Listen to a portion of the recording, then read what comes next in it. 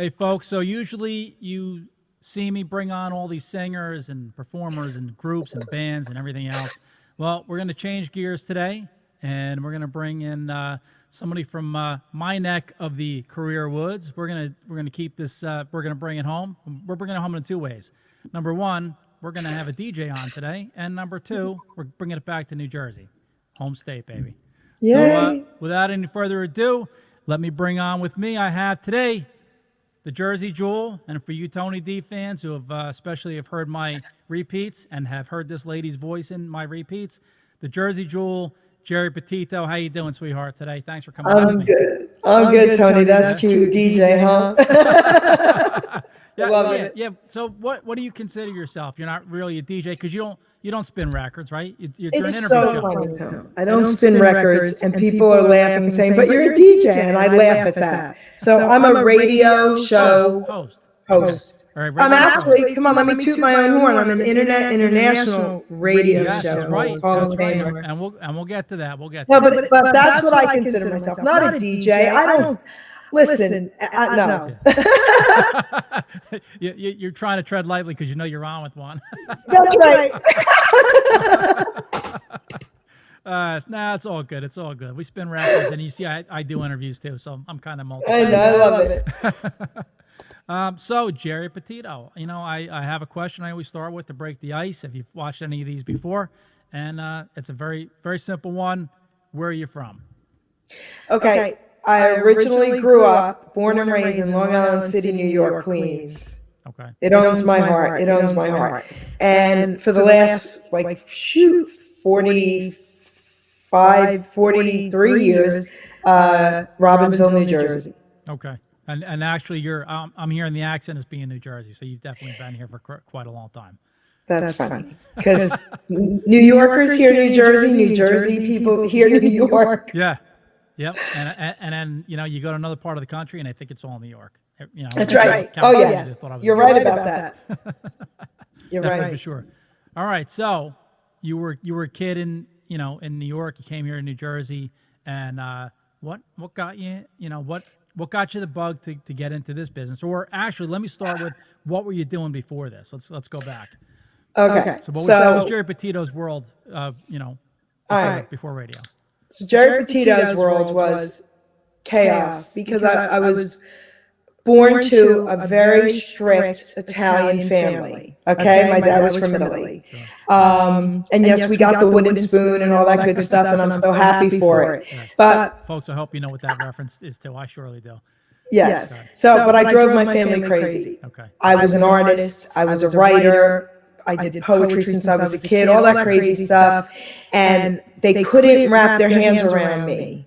So my father, I went to art school in 79, but then I got pregnant with my daughter, thank God. My daughter's going to be 40. But through my life, my father tried to make me stable, okay? Like traditional, right. Yeah. Right. So I went to beauty school while I was in high school. It was part, you did that for free, whatever. Sure. He bought me a beauty salon. Oh. Because his sisters and everybody, they were all in the beauty business, and I had to do it. So he wanted to make sure, so I did it for a long time, and it was great because back then in the 80s and 90s, we were able to be creative. The new colors, purples came out, and all these, I was a nail artist. I drew faces on nails, so I really was okay with it all until I wasn't, Yeah. So right now, today, I do everything I really want to do. I'm a vegan chef. I'm a nutritional health coach. I am a recovery coach. I'm an author, a radio show host, and I help mostly addicts and sick people. Okay. So you had your daughter very early on. 20. Yep. All right. And I'm assuming that wasn't planned at the time. It wasn't planned at the time. Again, my life, yes. I just drove my family crazy. Okay, all right, but obviously you love her, and it was the greatest gift you could have gotten being a parent. Oh my goodness, now I have 2 grandchildren, sure. Wow, and nobody would ever think you're old enough to, and I, isn't that good? You love to ask me my age, and I got to be a gentleman. I can't ask you yours. No, I'm proud of my age. Everybody watching this would drop dead if they know how old you are. So I'm going to say it. Go ahead. I'm going to be 60 years old. I'm proud of it. You hear that, folks? 60 years old. I'm proud of it. Not one person in our circle that any of us know or know you would think you're 60 in a million years. That's my diet. First. I look 60 before you do. No. All right. So way back when you had your daughter, you did the hair salon, right? You did that. You did the nails. You want to go into your dance, with the devil? What was going on? Sure. I'll let you go into as much detail as much, whatever. No, I have to, Tony, because I'm going to start present, go back a little, because I want to say something so people really understand this. Sure. Right now, I'm an open book. Okay. I helped addicts for the last 25 years, but I was not an open book about my life, really, until about 5-6 years ago. Yeah. And I would think, knock on wood, I hadn't had that devil, that issue, but I would think perspective years later would help with that, and time kind of helps. Yes. The reason I want to go backwards is this. My daughter did the speech for me for the Hall of Fame, and she said something in that speech that I didn't even know she felt. Okay. And my daughter said, thank God my mother went through what she went through. So don't ever say my mother made mistakes, because if she didn't go through what she went through, she wouldn't be the person she is today helping all these people. So that's why I wanted to go backwards. So that's why I'm an open book. And I'm just going to, I'll just tell you what happened. Yeah. So I had older cousins bringing me pot and this and that. And, I was 12, whatever. Stupid older cousins, okay, all that craziness back then. Things were different back then anyway, Tony, than they are today, Nothing was so politically correct. Things were just different. Yep. Nobody had agendas, just cousins hanging out and here, smoke this joint kind of thing, Sure. And when I got a little older, bringing me some pills, whatever. But I'm going to share something, and this is very important, and there's a reason I'm sharing this. Okay.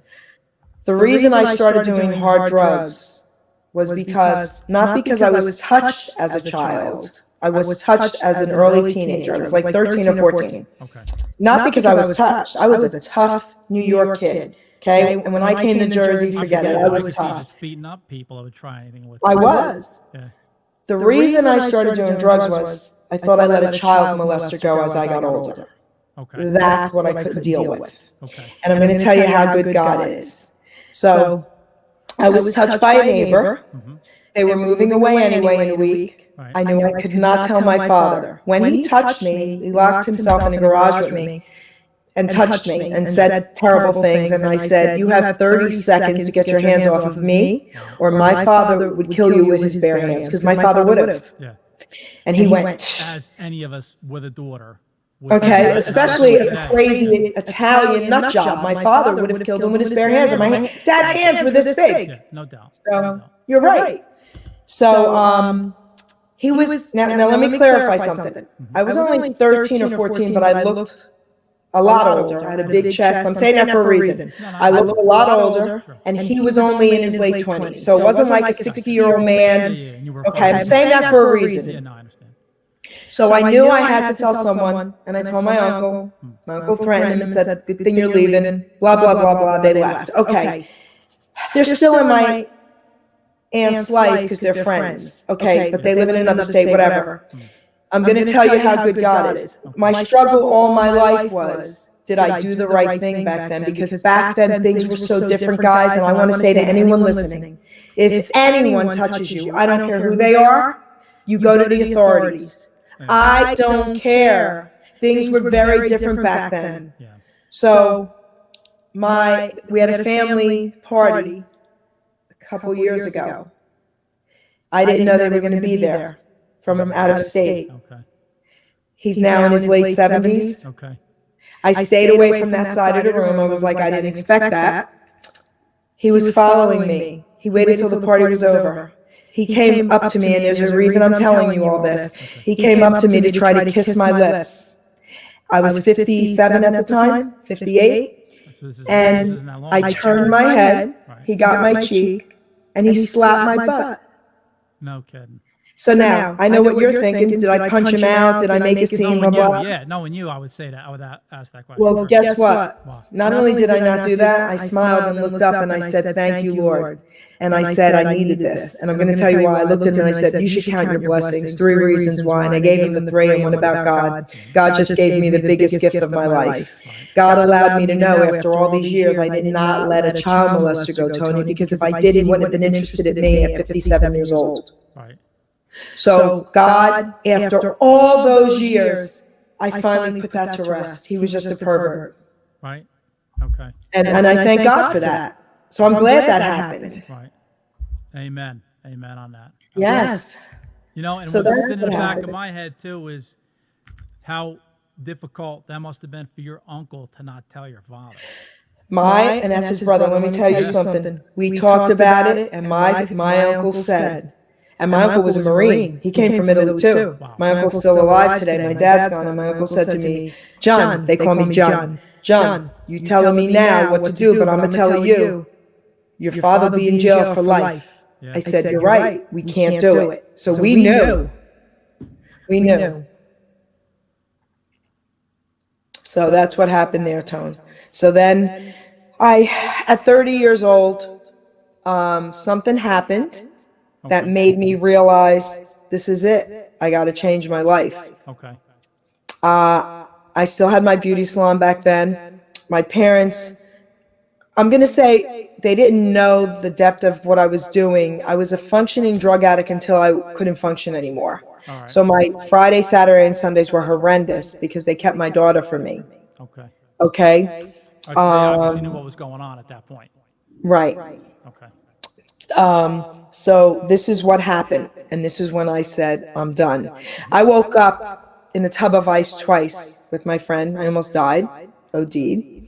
My family didn't know about that either. It was getting more and more out of control. Right. I was on the verge of losing my businesses. Things were spiraling crazy. Sure. So one night, this is going to tell you how crazy it was. I don't know do you know about Trenton, New Jersey? Yeah. Yep. How bad it is today? Yep. Well, it wasn't as bad then, but it was still not great. So I'm telling you what happened. You're not going to believe this. Okay. My beauty salon, my clients were very wealthy Princeton people. Okay. Because I started out servicing them, and when I opened up my salon there, that was. Anyway, one of my clients was the municipal court judge, I'm not going to mention her name, of Mercer County at the time. So she was the boss of all the judges. She's still in my life today. So I went to her kid's bar mitzvah. She went to my daughter's. I mean, she was in my life. Okay. So I had a black and gold Eldorado Cadillac, 1990, with Elvis license plates. Tell me that's not flashy. Yeah. I'm in the middle of Trenton, 1 o'clock in the morning with a friend. Her and I were copping heroin with that car. Oh boy. That's how crazy. So when you know, and I'm saying this so everyone gets it, Yeah. that's crazy. Yeah. Oh yeah. That there's nothing okay about that. Right. That means you're losing your mind and all your senses and everything. Right. If you think that's okay. Right. So we go to cop our dope, and the young black guy at the time, because I had 2 dealers. One was Caucasian and one was black. And wait till you hear this. So that was my African American one, right? Mm-hmm. And his name was Daryl, and he didn't have any drugs. So he had to get in the back of my car. We had to drive 2 blocks away in an unmarked police car, followed us, and recognized my Elvis license plates because I used to meet the judge for lunch at the courthouse all the time. Oh boy. No, it saved my life. Yeah. Saved my life. Yeah. So he watched him go into another home, come out with the dope, and get back in my car. Right. Came, pulled us over, and he said to me, "Geri," and I went, "Okay." And he said, "I called Judge so-and-so, and she said, get this guy out of your car now, go home, go to sleep, and then get some help." Right. And I did. Okay. All that I thought about was my family, my daughter. I have a good name. My family, we all have businesses in this town. My father, unbelievably hardworking family. Yeah. I was like, are you kidding me? Now the judge knows the truth. Yeah. So that was when I made a decision to change my life. Right. You know, This woman was brought into your life for a reason. that's right. You know, probably That's right. before that for social and other reasons, but this is why she was brought into your life. That's I right. think you realize that probably afterwards, right? Well, once my book was written, I'm going to tell you how beautiful of a woman she was. She never brought it up to me. All right. Continued to stay with me as a client, never brought it up to me. I had to bring it up to her. So we went out to lunch. Once my first book was written, like 4.5 years ago, we met and I said, I want to thank you for that night. And we talked about it. She never brought it up to me prior to that, but I had to say thank you to her finally. All right.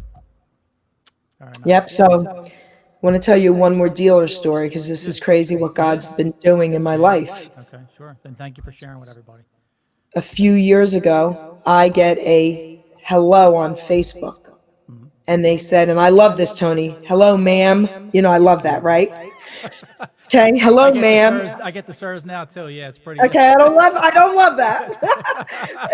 So I said, yes, sir. LOL. You know, can I help you? And they said, well, I saw a book online on Facebook and it had your name on it. Can I ask you what the book is about? And I said, sure, it's about addiction.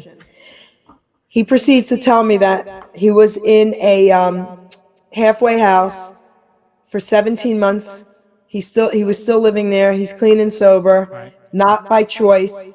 If he doesn't stay clean and sober, he was a huge drug dealer. He will go away for a very long time.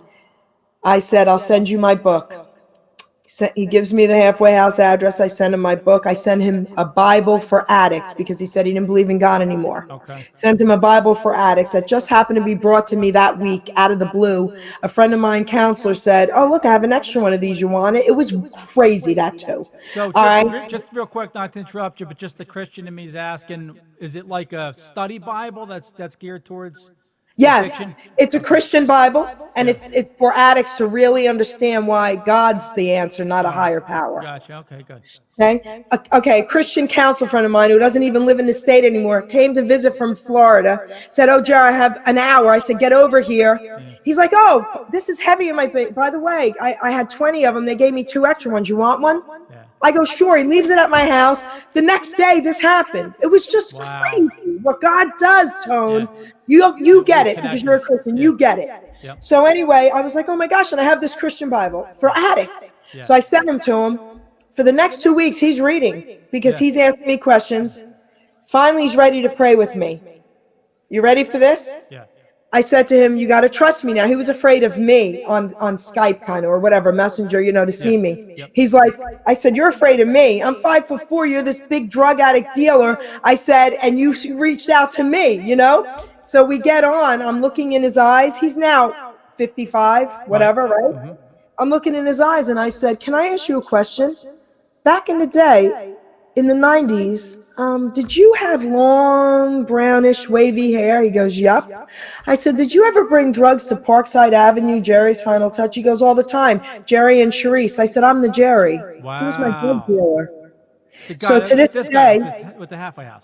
Wow. Yeah. So to this day, he's in my life. I even got to meet him. He came to meet me at a show. We hugged. So I still talk to him. Tell me that's not crazy. Unbelievable. What a small world. That's why God is so good. Look at what He's done for me. Yeah. Yeah. No, you're surely blessed. You're surely blessed through, through incidents and through chapters in your life. Absolutely. Because I'm listening. I'm not perfect and I sin every day, but I'm listening at least to what my calling is.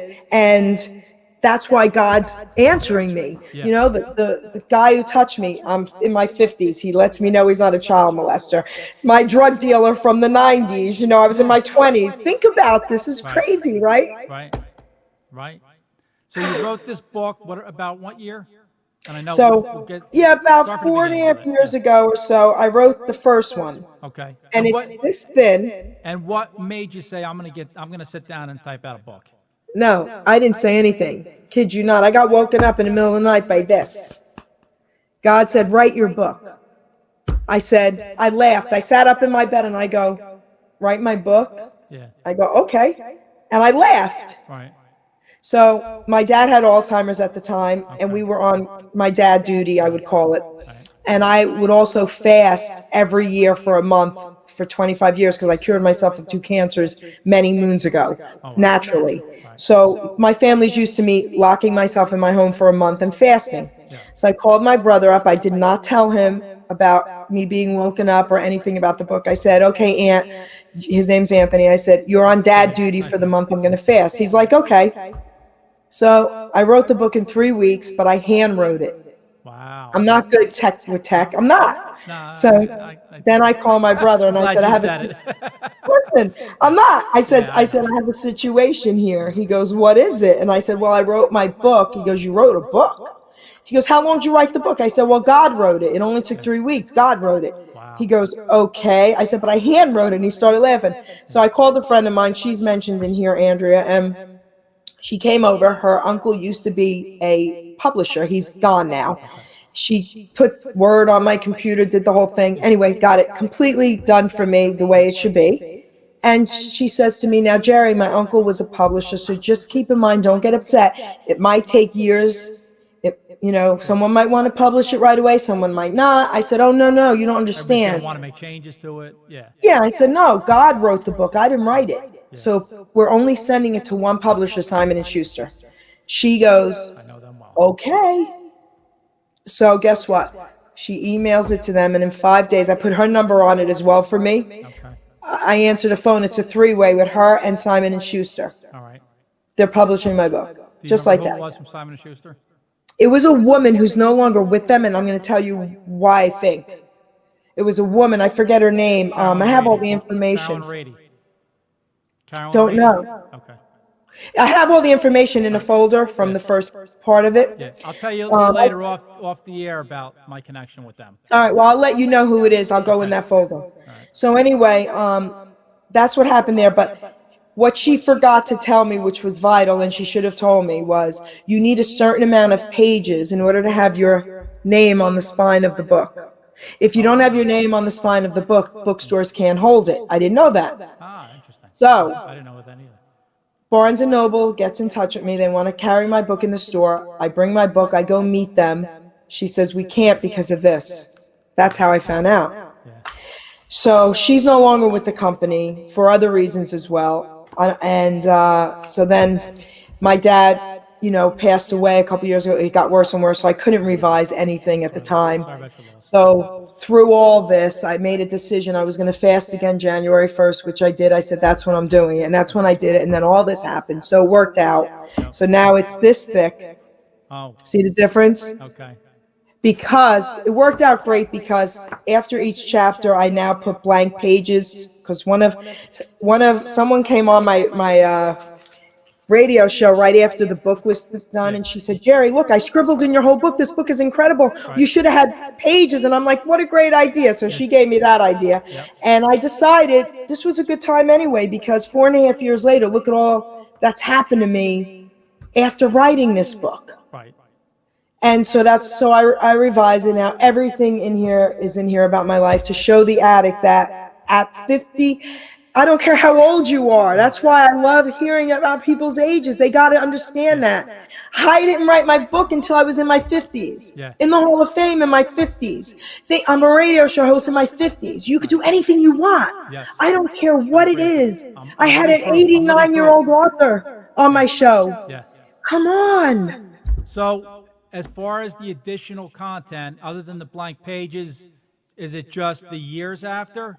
Yeah, like without, I don't want to give away any secrets of what's in it, but just. Oh no, that's fine. Is it the years? Is it the time after? Like everything is in it that I've accomplished since when my book was first written. Hamilton Radio, Doc G, he asked to interview me. His daughter, DJ Danny, asked if I would come on as an interview. So that was the first interview. Once I did that, he kept asking me for about a month to be a radio show host. I kept saying no, and then I was like, give it a shot, Jer. And then other networks from that picked me up, so I ended up on 5 networks. So that's what happened. So that's a nice all segue of that. into, you saved me a question. Yeah, all of that's in here. Okay. Everything. And then all my personal poems, they're all in here because I figured, why not? I'm revising it anyway. had the opportunity to do that based on some of the mistakes that were made. So, folks, if you end up on a Geri Petito show, you get a personal poem done for you. That's right. You get a personal poem. Yes. So everything's in here. Not my the poems for my guests are not in here. I would have had to get everyone to sign a waiver saying, blah, blah, blah. Yeah. All my personal poems and my poker league. Oh, I forgot to tell you about that. So I owned a poker league for 10 years in Mercer County. I gave it up a couple years ago. Because that's you. Like, that seems like that'd be you. Okay. So I'm an artist, I'm a poker player, I'm a vegan chef, I'm a poker dealer. So I own this poker league called Midnight Owl Poker. Okay. And I'll tell you, you were everything but a bartender. I never drank, even through the addiction. Isn't that funny? So you're right. Yeah. I don't even know how to make a drink, okay? You're right. Yeah. But I'm going to tell you something funny as a Christian. Here you go. There's all kinds of Christians. There are very judgmental Christians that we've all encountered. Yep. There are Christians that have been Christians for a very long time that understand that Christianity is simply this: your relationship with Jesus Christ one-on-one. Jesus Christ himself hung out with sinners to help save them. Right. So that's the Christian I am. Right. There's a couple videos out there, the church pew or the bar stool. Well, I picked the bar stool, okay, because that's where I'm helping people. Right. And then the other one is, and you should check them out, guys. The other one is Why I Hate Religion But Love Jesus. And that one's incredible too. So that's me. I would get questioned by some family members, I can't believe you're in bars every night. This is not, and I'm like, really? Well, guess what? Do you know how many people accepted Jesus Christ in these bars? And I'm going to share something with you, Tone, another God story. All right, cool.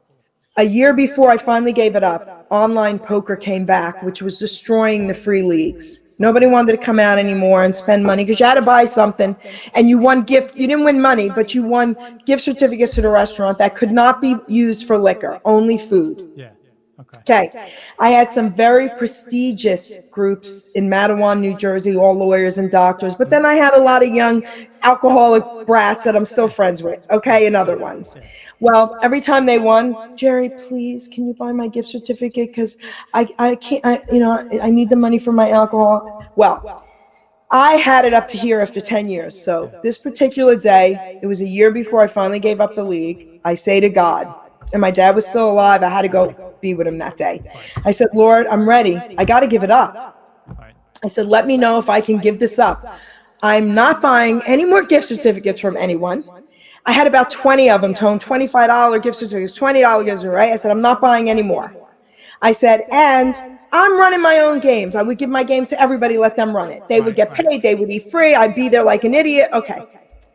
I go take care of my dad. I come back. I have 2 messages that pop up on Facebook. One of them is from this young guy, Geri. My anxiety was really bad this week, but I want to come out tonight. I have no money. Can you buy a $25 gift thing off of me that I won a month ago? I'm like, really, Lord? Really? Are you kidding me? Yeah. So I message him, okay, bring it, come out. Okay.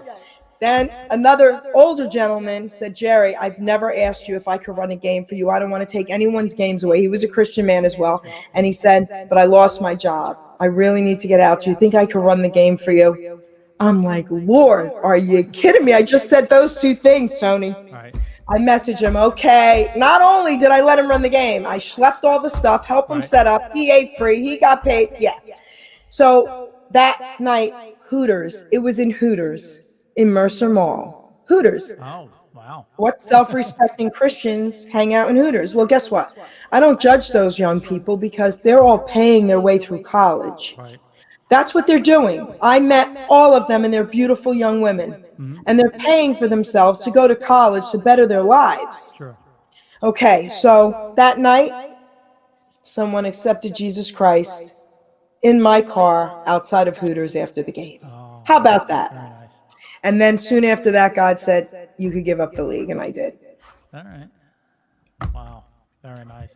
Yep. Some stories, huh? Some God stories here. God is incredible. God is incredible. God is incredible. Every day. Every day. Every day. It's crazy. Yeah. Yeah. Good stuff. Good stuff. So let's back up here now a little bit. You jumped all over the place. So you went from the book. That got you an interview, Hamilton Radio. And connected with them. Then you started your show there? Yes. The first show? I started my show there, and it was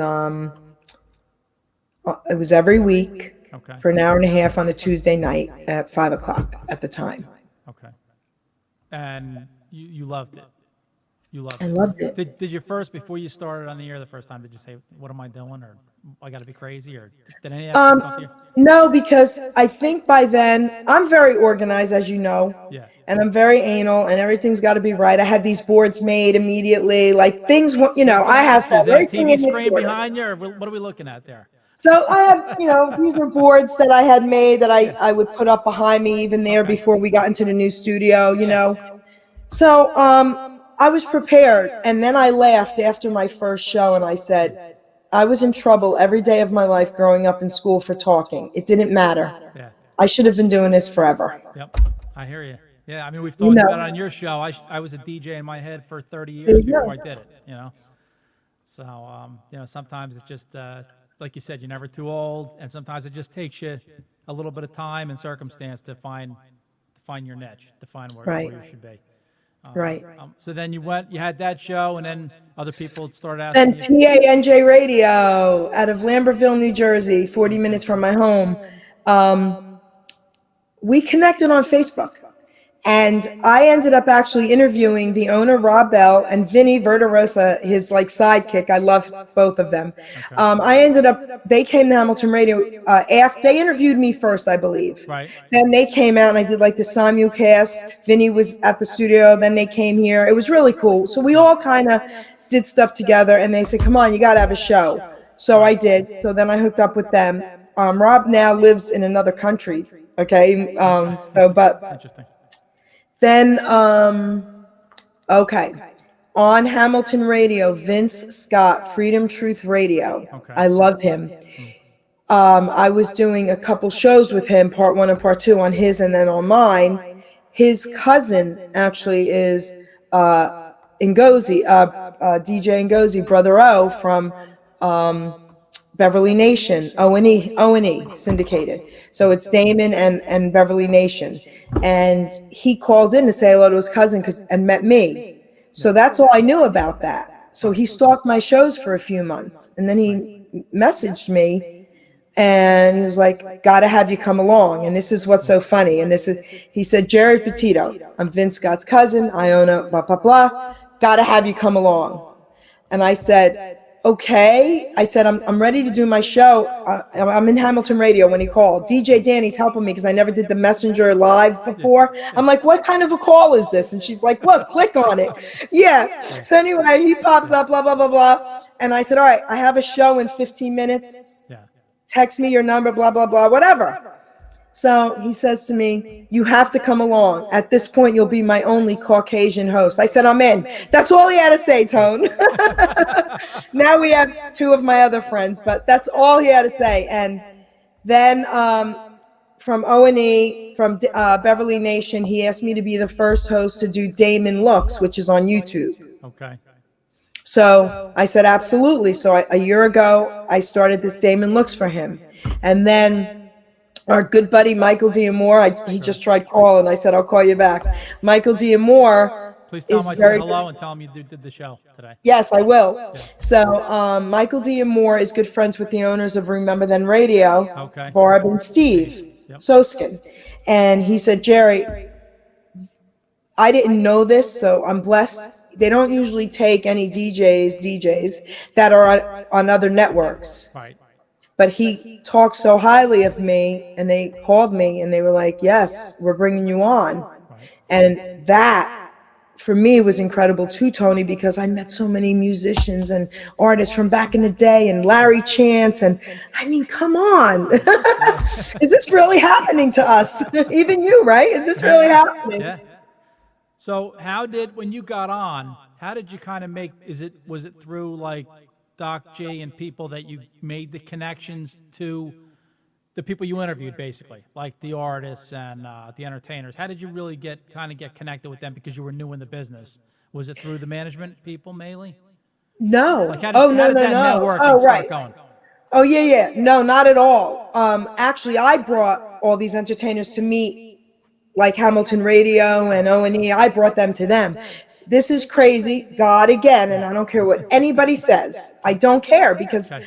Gotcha. I know the truth. Yeah. If it wasn't for God, all this stuff couldn't have happened.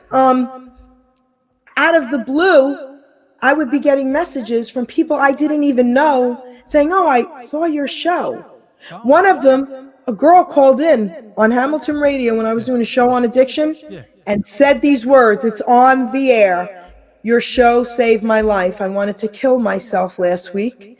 I was done, and I watched one of your shows on addiction, and Geri, you saved my life. I said, no, it wasn't me. It was God. So I'm not kidding, Tony. So through that, even with the entertainment. Your friends Huh? Your friends Yes. Yes. And even through all that, Tone, all the entertainers, like, okay, I have an Aunt Nancy who lives in Staten Island. Yeah. She got me connected with Michael D'Amore. Okay. And a few others, Bobby Valley. I'm going to hopefully meet him Friday. I'm surprising him. Good. But she would call them. She knows a lot of singers from back in the day. Yeah. And she knows her and my uncle, which I didn't know. My uncle's gone. And she knows a lot of their photographers and they're this and they're that. And she was like, you got it? Let my niece interview you. Yeah. She tortured Michael. Call my niece. Michael D'Amore. So that's what started. So we laugh about that. So all this craziness. So she did introduce me to a lot. But once all that was happening, and then I got on Remember Then Radio, Larry Chance. I got to tell you this story. Oh, and Al Contrara from the Mystics. Sure. Yeah. So I got to meet Al, and I brought him to the studios to meet everybody. Yeah. Okay? And listen, this is so funny. So Larry Chance, you know, I'm 60. I'm not old, but I did grow up with that music because of my parents, right? So we loved, even in high school, they always played oldies for us. We had oldies dance. I grew up with it. Yep. Larry Chance and the Earls. Yeah. Right. So, you know, so anyway, Barb and Steve said, we want you to interview Larry Chance. I said, get out. Just get out, I said. So I interview him. I finally got to meet him now. I've interviewed him a few times over the years, but I finally got, over the last year and a half, I finally got to meet him on my birthday, March 7th, that just passed, and we got to hug and all that. Oh, very nice. But I'm going to tell you a Hall of Fame story, and it's because one of them is because of him.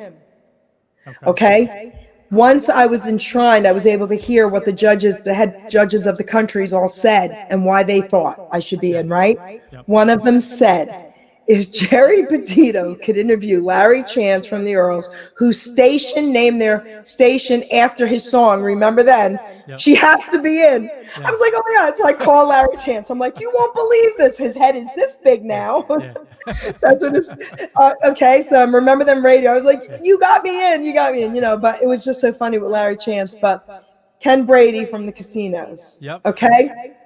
I get a call because of Pablo. Do you know who Pablo Reyes is on Facebook? Yes. I know the name. Hey, I don't remember. I can't picture his he face. sings for everyone. He's this hot Spanish guy, sings from his living room. I've met him a few times now. He came here. I've been there. He connected me with a lot of people too. Okay. And he's like, you got to meet Ken Brady. So about 3 years ago, it was the day after New Year's. I'm in my office and my phone rings. Right. And I owned my poker league at the time. So it might have been 3.5 years ago. And this man says, hi, Geri Petito. I say, yes. He says, hi, I'm Ken Brady from the original Casinos. So poker in my mind. So I'm like, oh, what casinos? And he goes, oh, I've heard that before, Sweet Pea. And he starts singing the song, Then You Can Tell Me Goodbye. I almost fell off the chair. I said, are you messing with me? And his wife is going, Cindy's going, he's not messing with you. That's him. That's him. So that's how that friendship came. And now we're like family. But it's all because one person to another person, it's just crazy, the networking, right? Oh, yeah. Yeah, it really is. Because the world's getting, our world, or that world, if you consider yourself part of the doo-wop world, is getting smaller. I do. It's getting smaller. So we're all kind of between that and the electronic convenience of it is getting, Well, I thought about that. I had the Armenians on here, and we said the same thing, that the world's getting smaller. We're all kind of like one big family. It's amazing. Crazy. It's all right, crazy. So now you're a big radio star. You got all these people going on. I'll ask you, what Well, first, let's talk about I'll ask you first. Who is your favorite guest, or Okay. give me a couple big All right. highlights that you were All right. big for you with guests. You don't have to give Okay. just one. All right. Other than Tony Dean, okay. Other than Tony Dean, two, okay, that I'm gonna say had me nervous and breathless. Okay. Okay.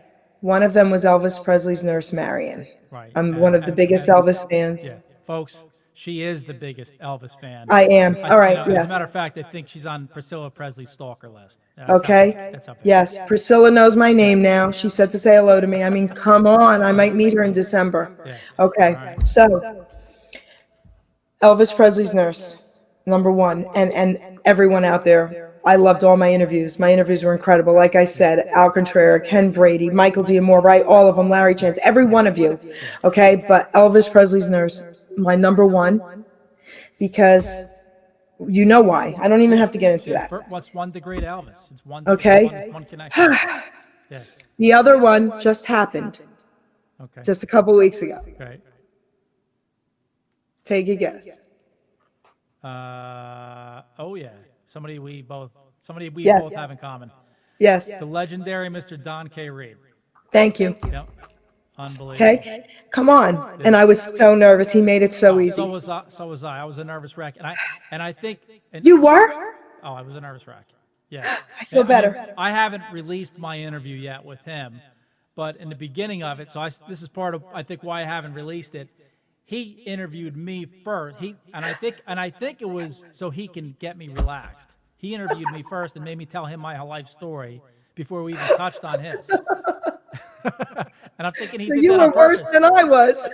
Yeah. I think he did that on purpose to chill me out, and it worked. So he's called me. I mean, it's great. He's amazing. Yep.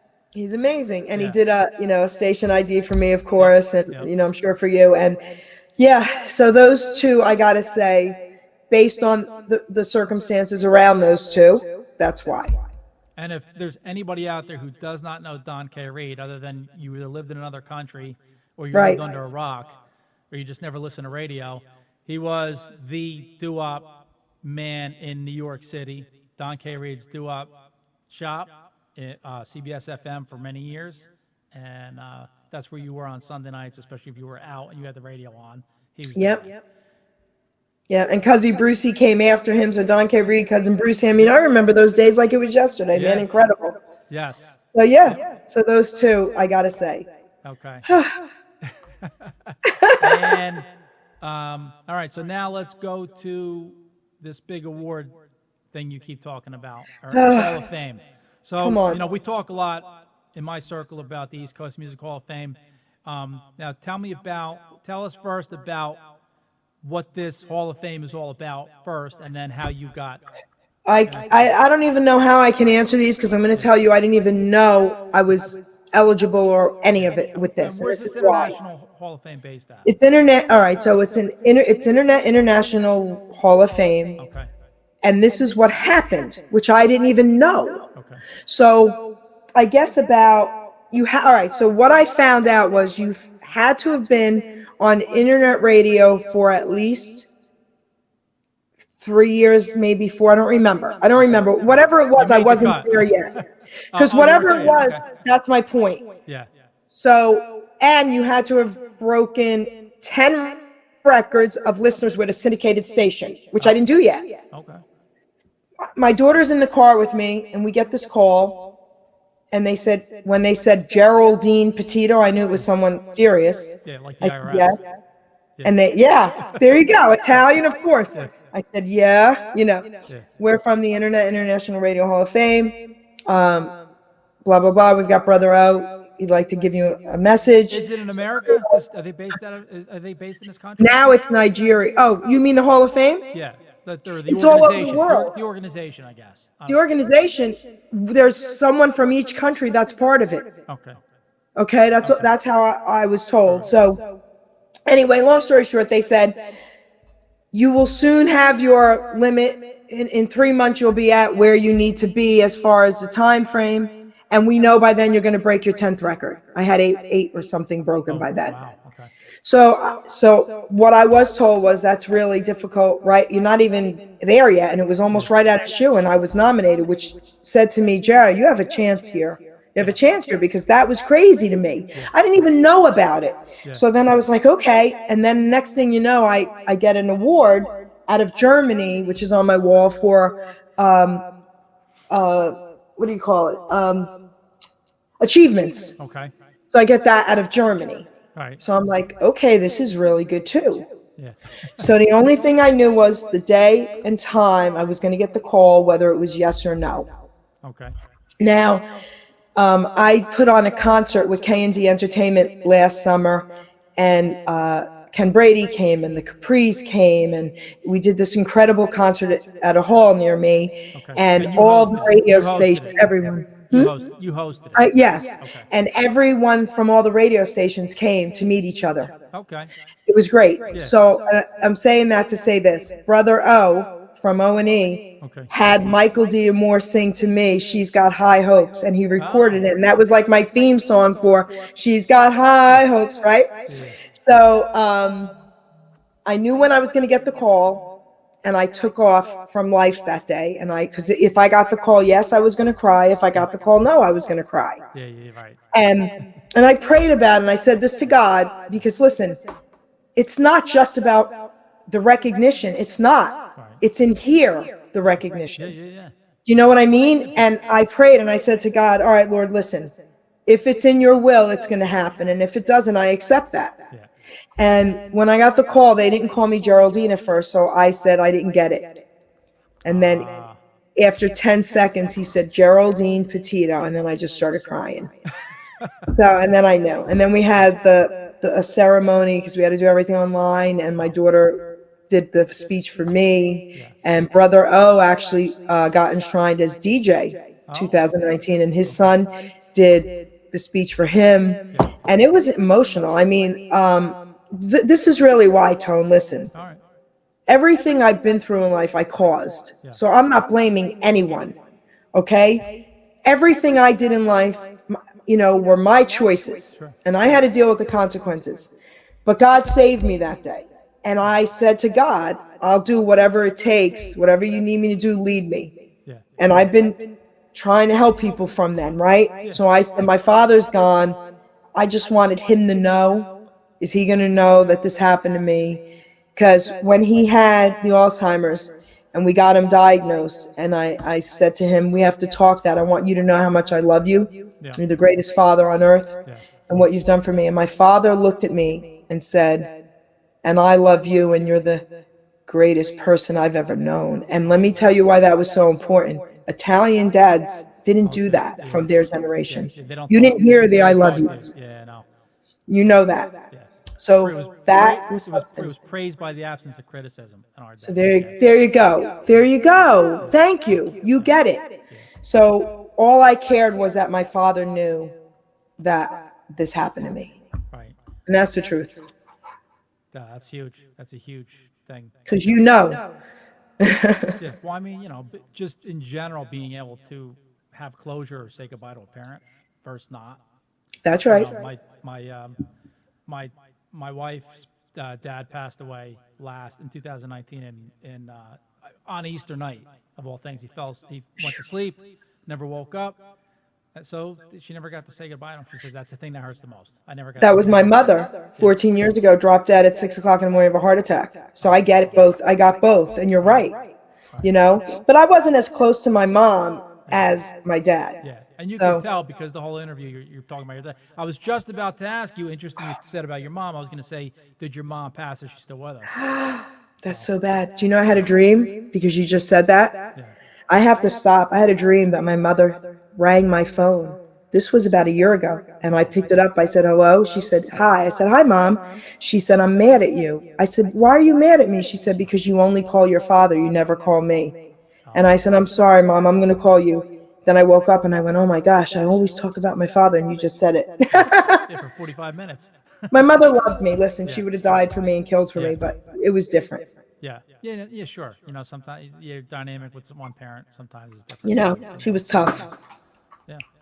Well, you give me something else to shoot for here on the radio world, knowing that there's an international, maybe they're paying Yes. attention. Maybe they're paying Yes. attention. So I got to keep shooting for the stars. Yes. Absolutely. And you also did promise me a copy of that book. So I am going to Yeah. hold you to that. You're going to get it. I promise. Did you send me the address? I will. I will definitely do that. Oh, so maybe that's why it wasn't sent. I'm just saying. Just You know what I throwing mean? it out there. So, I mean, it sounds like you've, you're on the road here. Do you have anything that you, like a bucket list, maybe career type wise or something like that? Maybe you want I'm something ready you to wanna- retire, Tone. A bucket list. I've done. All right. Everyone out there, hear what I have to say. Never, ever, ever stop doing what you want to do for your happiness. Unless it devastates someone else. That's not where I'm going with this. Yeah. Well, I mean, But the reason I'm asking is because you're 60 going on 25. So Thank you. in your mind, and my stepfather's the exact same way, and he's 77. He thinks he's going to live to 177. So I'm thinking that you might have a lot of things yet, to parlay. Not that you don't love doing the interview shows and the radio shows, and that's your current passion, but maybe you want to add something else onto that. There's something else you're thinking of doing. Listen, I've jumped out of a plane. I've jumped off of a mountain with a kite attached to me. I did bungee jumping in New Zealand off the first bridge A.J. Hackett did. I threw my kid off that bridge at 15, threw her off it. I kid you not. Okay? I've done it all. I was actually talking about this, and I said to someone recently, don't ever worry about doing what you want that makes you happy as long as it's not hurting anyone else. Based on what your family thinks you should be doing, because I thank God I didn't listen to my family about my life, because I had an amazing, incredibly crazy, fulfilled life in spite of. I drove my family crazy, my poor father. Like a rubber ball. If you didn't have that down, you might not have popped all the way up. Right. And So found reward. don't stop. Do what you need to do to be happy. But as far as me, I'm content now. Listen, one more thing is on my bucket list, and it's to meet Priscilla Presley, hopefully in December. Yeah. Or to fix the plumbing in your Oh, house. please. But right, Tone, I'm good. Listen, if God said, come on, you're coming home tomorrow, I can smile. Yeah. I've done it all. Any other Elvis related stuff that you want to either see, do, touch, get as far as memorabilia? Is there anything that's in that world that other than meet Priscilla Presley? Well, I will tell you a funny Elvis story. Except that you still think he's doo-wop. And there's doo-wop people that would kill me and you for you saying that. Listen, I don't really care. My doo-wop friends love me so much, they're like, all right, we'll get an Elvis in for you. And I've done that. And I've done that for you. And I know. All of them. All right. I'll tell you a funny Elvis story, okay? Yeah. And I told this to my pastor, who I love, who's in my life for 25 years, okay? So I could say it on the air. If I get, I'm the kind of person that believes this. God already knows what you're thinking, so I'm not hiding from God. So what do I have to hide from you? Okay. So years and years and years ago, I had a situation. I had to forgive someone that I really didn't want to. I called my pastor. He came over. We were talking about it all. And he's like, what did Jesus do on the cross? I said, you're right. I'm not God. And I said, all right. And then I go like this. Pastor Mark, I said, I'm a Pisces. And I don't follow that, but I am a Pisces. I'm an artist, And I said, the good fish and the bad fish swimming in opposite directions. I said, and that good fish really wants to walk with Jesus, but that bad fish really wanted to sleep with Elvis. And he goes, I can't believe you're telling your pastor this. He goes, well, thank God we know you're going to get to do one of them. So, listen, as far as Elvis, I've been there a few times. Again, hopefully I'll get to meet Priscilla. I got to interview his nurse. I had a poker table made. I had to bribe the person down south to make the Elvis poker top because they weren't allowed to do it. Shh. Okay, I got it. I don't know. We don't know nothing here. I have it all. I don't need anything else. Very nice. Sounds like you got a great life. Now let's talk about probably your favorite part of your life, the grandkids. Yeah. How long you been a grandma? A couple years? Yeah, no. My grandson is 19. She had him when she was 20. Okay? Wow. I technically was not a grandmother at 40. 2 weeks before my 40th, he's a Pisces also. He was born end of February. Technically, I was a 39-year-old grandma. So Wow. I said, I can't be called grandma. I'm too young. I can't be called nonna, mom. I'm not. Yeah. So I found a name, me mom. There you go. And that's me. And now my granddaughter just turned 5. My daughter had another baby later on in life on purpose. And here I am. You know, in the next 5 years, you could be looking at being great grandma. Well, we talked about that as well. Imagine that. Before you're 70 years old, you could be great grandma Okay. with 2 or 3 kids. Okay. Wow. That's fantastic. Talk about efficiency right there. Very Okay. nice, very nice. Well, kid, you know, we've known each other a relatively short time, and you're one of those people in my life that I feel like I've known for 20 Me years. too. And you just call me kid. I love it. I love that. I call people that are 80s or 80 Me year olds too. kid. You know, a lot of my fan base, the average age of my fan base is about 75 years old, and I call a lot of them kid. I love that. And it's probably why they come back. But let me tell you what, the Jersey Jewel, Geri Petito, we all love you. We all, you know, you're in our circle. We all love you. Everybody knows who you are. Everybody knows who you are. And, you know, the more people that, you know, when I talk to people about you, there's nothing about good stuff. And still nobody believes that you're 60 years old. They don't think you're full of it. But that's great. That's definitely a compliment. I love it. And, Tone, can I ask you a favor? yes. Can I read one poem for everyone Yes, out of the absolutely. book? Please. There's a reason why. It's an empowering poem, and I like to get that out there. Yeah. Okay, everyone? This is from your book. This is, I'm not an addict, I'm just an ass. I'd rather be a smart ass than a dumb ass, okay? You can get it at barnesandnobles.com. It's out there. But Yeah, I was going to ask there's you a that, too. reason why. Yeah, there's a reason why this poem is important, because it can apply to everyone, regardless of an addiction or not. Okay, guys? Change your choice. I had a life-changing moment that I knew had to be, and the only way to change things was to first start with me. So I looked in the mirror and woke up one day and thought to myself I needed to pray. So I asked God to change me, to help me stay strong, to clean up my mess, to right what's been wrong. I cleaned up my diet, I cleaned up my room, I cleaned up all habits with this old dirty broom. I kept going forward and never looked back. I refused to derail, stayed on the right track.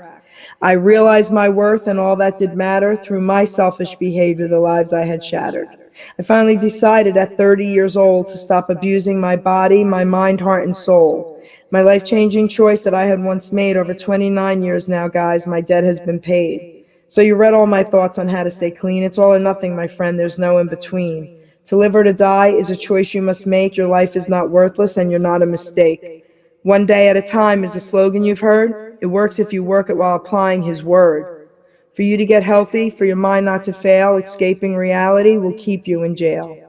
With addictive behavior, sex, drugs, food, or money, substituting addictions, now isn't that funny? I'm not an addict, this too shall pass. I'm not an addict, I'm just an ass. May the good Lord bless and guide you. Amen. Unbelievable. Unbelievable. Thank you for coming on the show. Thank you for bringing an inspiration Thank you for having everybody. me. I think that this thing, once this goes out and I premiere this, you're going to get a lot of feedback, because I think there's a lot of people out there that can use this help and nudge and just hear someone that, you know, can use the inspiration. So Thank you, and thank you for having me, Tony. You know how I feel about you, baby. yep, Love you. Thank you very much. I love you, kid. All right. All right. Thank you, Geri. Bye, All right, everybody. kid. Bye.